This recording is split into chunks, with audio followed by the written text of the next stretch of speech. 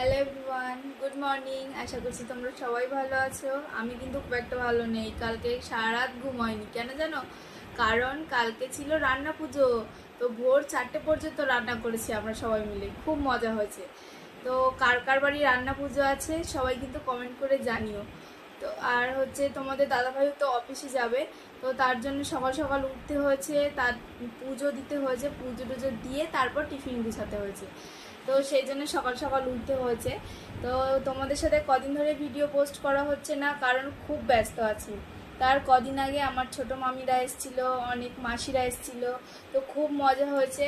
তো তারপরে তো রান্না পুজো এলো।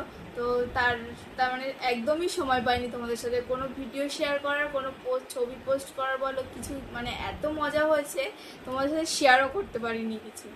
তো যাই হোক, আবার আসছি তোমাদের সাথে ভিডিও পোস্ট করতে। কিন্তু